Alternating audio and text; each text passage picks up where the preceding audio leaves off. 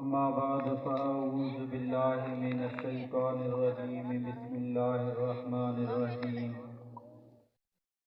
इन्ना अक्रमकुम इंदल्लाहि अत्क़ाकुम सदक़ल्लाहु मौलानल अलियुल अज़ीम व बल्लगना रसूलुहुन नबियुल करीमुल अमीन बिबरकति इन्नल्लाह व मलाइकतहु युसल्लूना अलन नबी या अय्युहल्लज़ीना आमनू सल्लु अलैहि व सल्लिमू तस्लीमा अल्लाहुम्मा सल्लि अला सय्यिदिना व नबिय्यिना व मौलाना मुहम्मदिन व अला आलिहि व अस्हाबिहि व अज़वाजिहि व ज़ुर्रिय्यतिहि व अहलि बैतिहि व बारिक व सल्लिम अलैहि। दोस्तों अज़ीज़ो, ही भलारो महीनो रबी सानी जो खैरन जो हली रहियो आहे। इन महीने जी 11 तारीख़ ते हज़रत गौसे पाक पीराने पीर अब्दुल कादिर जीलानी रज़ी अल्लाह ताला अन्हु जो विसाल मुबारक थियो आहे। मशहूर असांजी सिंध में आहे त 11 वारो महीनो। उन गौसे पाक जी ज़िंदगी ते जेकॾहिं नज़र कयूं त हज़रत पीराने पीर अब्दुल कादिर जीलानी रज़ी अल्लाह ताला अन्हु ॼमंदे जाम हुयो। असांखे अल्लाह जे वलियन जी ज़िंदगी मां इहो ई सबक मिले थो त असां पंहिंजी ज़िंदगी उन्हनि वलियन जे ॾिसल तरीक़े ते हलायूं। औलाद जी तरबियत सुठी कजे, औलाद खे आदाब सुठा सेखारिजनि। अदा नंढड़ा ख़ामोश थियो। ये छाए बारऊ बेहोश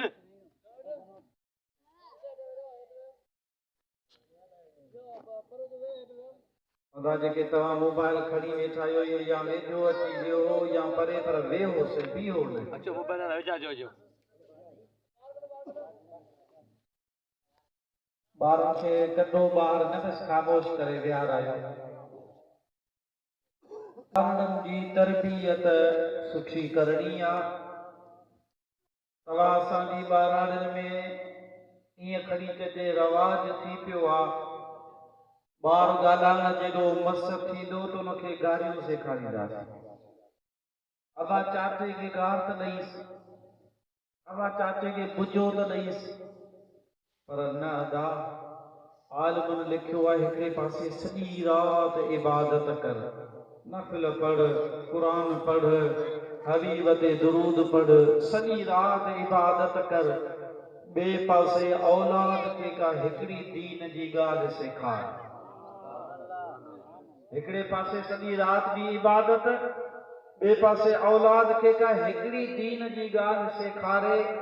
आलिम फरमाइनि था त उहा औलाद खे दीन जी हिकिड़ी ॻाल्हि सेखारण सॼी राति जी इबादत खां भली आहे। औलाद जी तरबियत नंढे हूंदे खां सुठी कजे, उनजी सोहबत भलनि माण्हुनि सां कजे। जेकॾहिं सोहबत सुठी कबी, तरबियत भली कबी त उहो ॿारु वॾो थी मुफ्ती अब्दुल रहीम सिकंदरी जहिड़ो थींदो।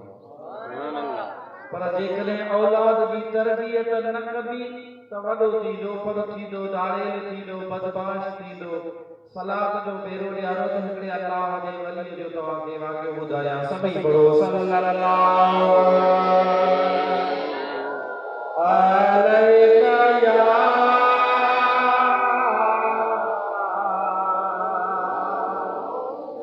या रसूल अल्लाह व सल्लम अलैका हबीब अल्लाह। अना हिकिड़े दफ़ो वॾी आवाज़ सां सल्लल्लाहु अलैका या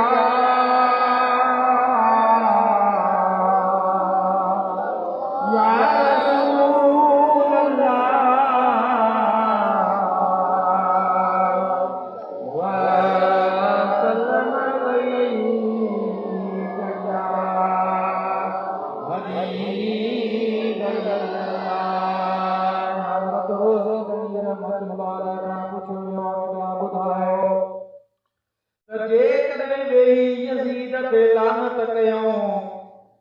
यजीद के घट वध गालायो लानत मोकलियो इयो कजे यान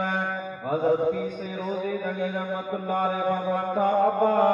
जेतिरो टाइम तो वेही यजीद ते लानत करी सवाब को न मिलंदो ओतिरो टाइम वेही जो न तो मुस्तफा जे मथां दुरूद पढ़ी न तो के सवाब मिले अल्लाह जे हबीब जी हदीस पाक आलमन की याद करो मलाइक से करो आज जो मतो अल्लाह जे आयशा साल अल्लाह उन जा पैर जमीन ताई आए उन मलाइक जे जिस्म में 18,000 पर आए दूधी रब करीम वटा यार के लाद जे को मानो अल्लाह जे हबीब ते दुरूद पढ़ंदो रब्बुल आलमीन उन मलाइक के हुक्म फरमाइंदो वादा को अर्श जे तंदूर जो समुंदा में तुबी हन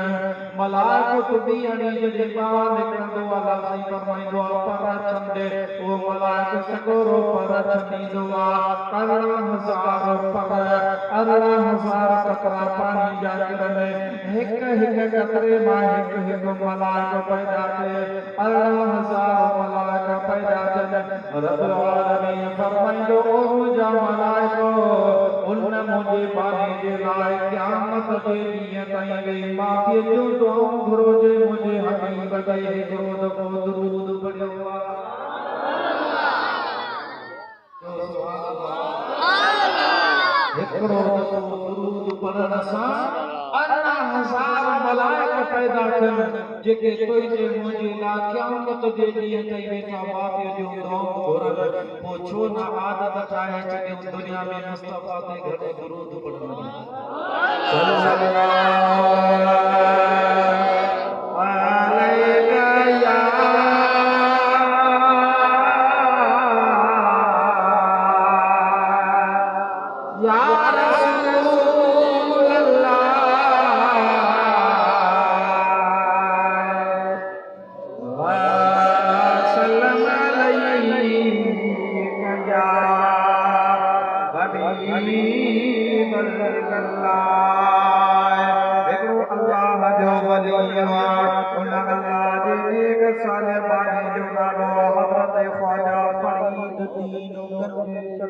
सुभान अल्लाह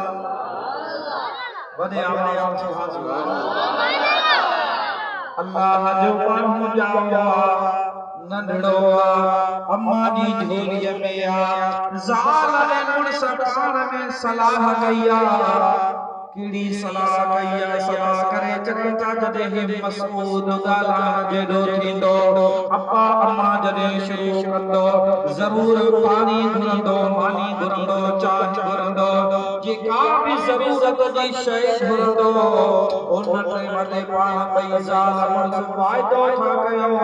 तो मसूद के दीदासी को न चाहदासी अखियूं बंद कर हथ मथे खणी चो या अल्लाह मानी दे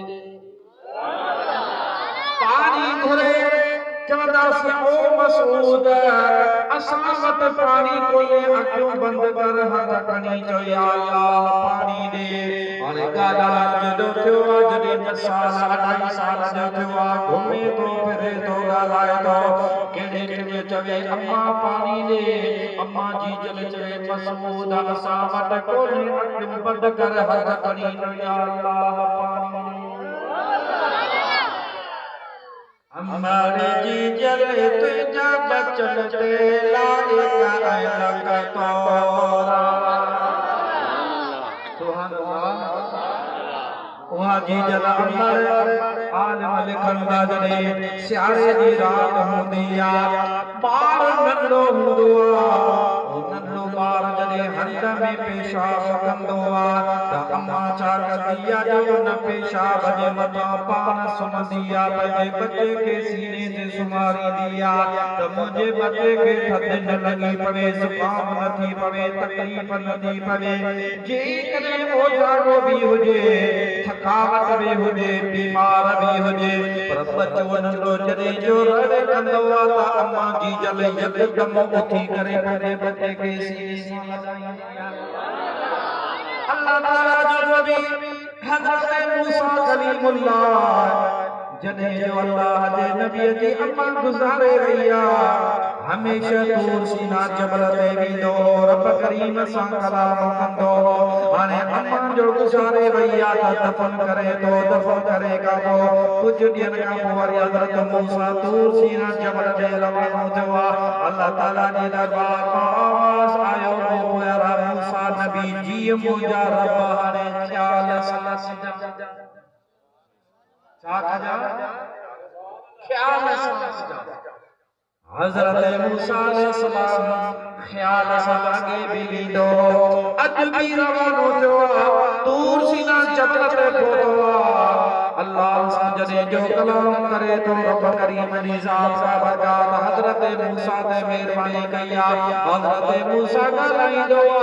रब पंहिंजी कुदरती कननि सां मूसा जो आवाज़ ॿुधंदो अल्लाह पंहिंजी कुदरत वारी ज़बान सां ॻाल्हाईंदो मूसा अलैहिस्सलाम ॿुधंदो हज़रत मूसा के रब कलीमुल्लाह जे लक़ब सां कलीमत खलील हरे हबीब लतीदा नसीब क्या मोहम्मद जारिया किया नसीब लतीदा अन्ना कलीमत खलील हरे हबीब लतीदा नसीब तेरा मोहम्मद जारिया गया नसीब लतीदा ओ तेल करानी नदे मौला मेरे बाना ओते जगत पहुंचण महंगे मोहम्मद जो शान किथे मुल्क मदनिया जो है किथे लाल काना उते चल के पहचान जे मोहम्मद जो शान सुभान अल्लाह हज़रत मूसा तूर सीना ते पहुतो अल्लाह सां जॾहिं ॻाल्हाइण शुरू थो करे हज़रत मूसा सोचे ओ मुंहिंजा रब आलमीन अगे भी ईंदो हुयुसि अॼु भी आयो आहियां अगे कॾहिं बि तो मूंखे कोन चयो हो त मूसा ख़्याल सां अचिजा पर अॼु तो मूंखे चयो आहे त प्यारा मूसा ख़्याल सां अच मुंहिंजा रब छाजे करे तो मूंखे ईअं चयो आहे अल्लाह ताला जी दरबार मां ऐलान कयो आहे ओ प्यारा मूसा अगे तूं घर मां निकिरंदो हुए तुंहिंजी पोड़ी अम्मा घर में हूंदी हुई उहा हथ खणी चवंदी ओ मुंहिंजा मौला मुंहिंजो मूसा जेको पारत हुजे अॼु उहा तुंहिंजी पारत करण वारी तुंहिंजी अम्मा गुज़ारे वई आहे इन जे करे तोखे चवां थो त हाणे ख़्याल सां अंदाज़ को लगायो जेको अल्लाह जो नबी आहे जेड़ो जेड़ो ना उलुल अज़्म नबी आहे अल्लाह सां कलाम करण वारो उन खे बि पंहिंजी अम्मा जी दुआ जी ज़रूरत पवे थी त तोखे मूंखे छो न पवंदी अल्लाह जो हिकिड़ो वली आहे हज़रत बायजीद बिस्तामी जो सुभान अल्लाह नक्शबंदी सिलसिले में पीसे रोज़े धड़ीअ जे मुर्शिदन में भी उन जो नालो अचे थो एॾो त कमाल वारो अल्लाह जो वली आहे हिकिड़े ॾींहुं जिवे रस्ते सां अची लंघियो रस्ते सां वेंदे वेंदे ॻोठ आयो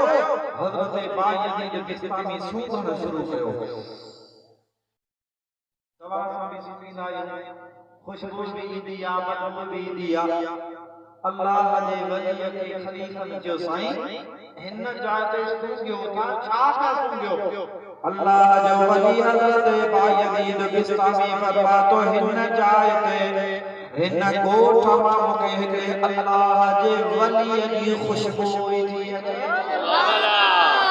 साईं हलो हली मिलोसि पाण फरमातो अञा आयो कोन्हे अञा जाओ कोन्हे अञा मां जे पेट में कोन आयो अञा पीउ वटि बि कोन आयो अञा ॾाॾे वटि जो नूर आहे साईं भला कदे ईंदो पाण फरमाता मुंहिंजी वफ़ात खां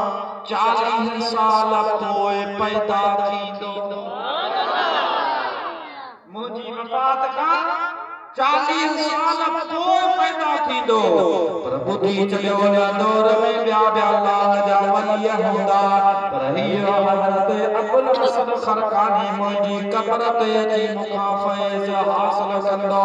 वाक़ई बायज़ीद बिस्तामी जीअं चयो आहे तीअं थियो आहे हज़रत बायज़ीद जी विसाल खां 40 साल पोइ अबुल हसन खरकानी ॼाओ आहे पर ॼमण सां जॾहिं जो समझदार थियो आहे हज़रत अबुल हसन खरकानी पंहिंजे खरकान जे ॻोठ मां निकिरंदो हो रात जी सोमवारी जी नमाज़ पढ़ी उन खां पोइ खरकान खां निकिरंदो हो बिस्ता वञींदो हो सॼी रात वञी बायज़ीद बिस्तामी जी क़ब्र शरीफ़ ते वेही जाॻंदो हो वरी फजर जी नमाज़ जी पंहिंजे घर अदा कंदो हो 12 साल रोज़ानी रात जा हज़रत बायज़ीद जी क़ब्र ते वञी जाॻियो 12 साल में हिकड़ी विरात कज़ा न कई 12 साल पूरा थिया बायज़ीद बिस्तामी पंहिंजे रोज़े मां ॿाहिरि निकिरी आयो निकिरी अची भाकुर पातई भाकुर पाए फरमाए तो ओ अबुल हसन खरकानी हाणे तोखे दुआ आऊं तो कयां तुंहिंजो फैज़ दुनिया ॾिसंदे एॾी त अल्लाह महिरबानी कई जो वक्त जो बादशाह हो सुल्तान महमूद गज़नवी रहमतुल्लाह अलैह उन जहिड़ा बादशाह पे हज़रत अबुल हसन खरकानी जा मुरीद थिया सुभान अल्लाह सोमनाथ हिकिड़ो मंदिर हो उन में को बुत रखियल हो उन बुत जे जिस्म में चकमक लॻल हुई दीवार खे भी चकमक लॻल हुई पो चकमक जे ज़ोर ते उहो बुत बिना कंहिं सपोर्ट जे विच में बीठो हो न मथा भी ॿधल न पेरनि वारे पासां खां सपोर्ट न पासनि वारनि खां पो माण्हू कमज़ोर अक़ीदे ईमान वारा पंहिंजो ईमान विञाईंदा पिया विया हज़रत सुल्तान महमूद जो मुस्लमाननि खे शिरक गुनाह जे कम खां बचाया उनके रब जे अॻे ते झुकण जो दस पिया कई दफ़ा काफ़ी 16 दफ़ा वियो पर जॾहिं में वजे काफ़रनि सां जंग शुरू करे शिकस्त मिली पवे हाणे जॾहिं 17 दफ़ो आख़िरी दफ़ो वञण जे लाइ तयार थियो आहे हज़रत अबुल हसन खरकानी पंहिंजे अबुल हसन खरकानी ते सुल्तान महमूद बादशाह हली आयो आहे अर्ज़ करे तो अल्लाह जा बाला जी हाणे मूंखे दुआ कर वञा तो जिते राम राम तो दे मुझे रब रहमान जो नालो शुरू थी दुआ कर वञा तो उन पुत के दाहि जेको माण्हुनि खे गुमराह करे हाणे बुज़ुर्ग दुआ कोन कई आहे पंहिंजो चोलो मुबारक लाहे ॾिने अबाही चोलो खण जॾहिं इब्लीसी न तुंहिंजे लश्कर खे शिकस्त थी मिले उन टाइम ते मुंहिंजो चोलो खणी जेका बि दुआ घुरंदी सा तुंहिंजी दुआ क़बूल थींदी अल्लाह जे वली जा चोला भी कब कंदा हज़रत सुल्तान महमूद गज़नवी अबुल हसन खरकानी जो चोलो खणी रवानो थियो सोमनाथ जे इलाके में पहुतो काफ़रनि सां जंग शुरू थी हाणे जॾहिं जो ॾिसे थो त मुंहिंजे लश्कर खे शिकस्त पई मिले उन टाइम ते मुर्शिद जो चोलो मुसल्ले ते रखी बरकातो नफ़ल पढ़ी उन खां पोइ अबुल हसन खरकानी जो चोलो या हथ में खणी बादशाह चवे तो मुंहिंजा मौला मूं ॾे हारे हिन तुंहिंजे वलीअ जे चोले जे सदके अॼु सोमनाथ फतह थिए बस दुआ जा दुरी बस कई आहे जंग पलटो खाधो आहे काफ़रनि खे शिकस्त मिली आहे मुस्लमाननि खे कामयाबी मिली आहे उन पुत खे खणी ढोरा कई हाणे वञ जाते मस्जिद ठही वई आहे इबादत शुरू थी आहे कुझु ॾींहं रही करे माण्हुनि जो एतिक़ाद पको कराए उन खां पोइ अबुल हसन खरकानी अशरफियूं खणी सोन चांदी खणी उठ सामान जा भरे सुल्तान महमूद गज़नवी जॾहिं अबुल हसन खरकानी वटि आयो हज़रत अबुल हसन खरकानी जे साम्हूं अचे त बुज़ुर्ग काबल में फेराए वरी वतन के लिए मुंह बे पासे आखिरकार आहे बादशाह पर अब्दुल हसन सरकारी जे पेरन ते पंहिंजी टोपी लाए रखी पेरन ते किरी पियो ओ मुंहिंजा मुर्शिद सदा कहिड़ी ग़लती थी आहे जो एॾो तूं नाराज़ थी वियो आहीं पाण फरमाइनि था तोखां ग़लती इहा थी आहे तो मुंहिंजे चोले जो क़दुरु न कयो अर्ज़ु करे तो सही सॼे सफ़र में तुंहिंजे चोले खे पंहिंजे मथे ते रखियुमि निमाज़ वारे टाइम ते मुसले ते रखंदे न त पंहिंजी झोली में रखी वेठो हूंदो हुयुसि सुम्हण महिल वध मुसले ते रखंदो हुयुसि अञा क़दुरु कीअं कयां अब्दुल हसन सरकारी फरमातो इहो न जहिड़े टेम तो मुंहिंजो चोलो खणी दुआ घुरी हुई उन टेम ते रब अहिड़ो त राज़ी थियो हो तो तरदो मंदर जी फतह जी दुआ घुरी हुई पर जेकॾहिं उन टेम ते चई या मौला रोई ज़मीन ते को काफ़िर न बचे अल्लाह जो कसम रब अहिड़ो त राज़ी थियो हो जो रोई ज़मीन ते सारो जहान मुस्लमान थी इनके करे चवां तो अजर न कयो तो मंदर जी फतह घुरिए पर अज घुरिया मौला रोई ज़मीन तां कुफ्र ख़त्म थिए त मुंहिंजे चोले जे सदके रब सारे जहान तां कुफ्र ख़त्म करे सुभान अल्लाह इन अब्दुल हसन सरकारी के बे दुआ पाई दी बिस्तानी कई कहे दुआ कई सलाह जो बेरो दिया त याद भाग लिया जा सल्लल्लाहु अलैहि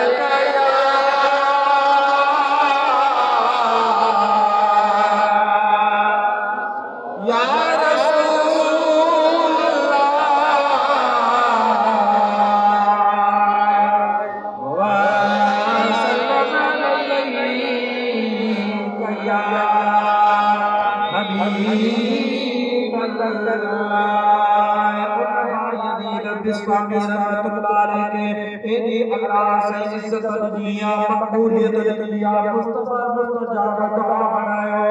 उन हज़रत पाक जी दबिस्तानी का पूछो ओ पाक जी दे खबर है अल्लाह को साकिया राजी जो हो खुदा दे सही चवे तो 25 साल जंगल में रहे बयाबान पर पटन में जिंदगी गुजारा पर उते जिंदगी चोरी चकारी में न दिलागी बत में न रब की इबादत में गुजारा सुभान अल्लाह कहीं इबादत में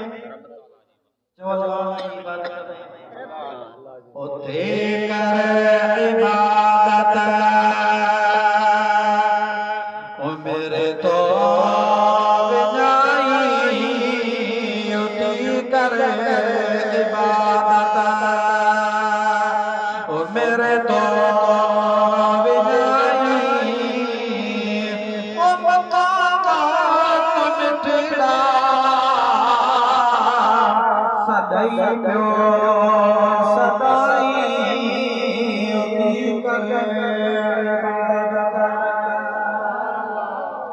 हज़रत बायजीद बिस्तामी फरमातो 25 साल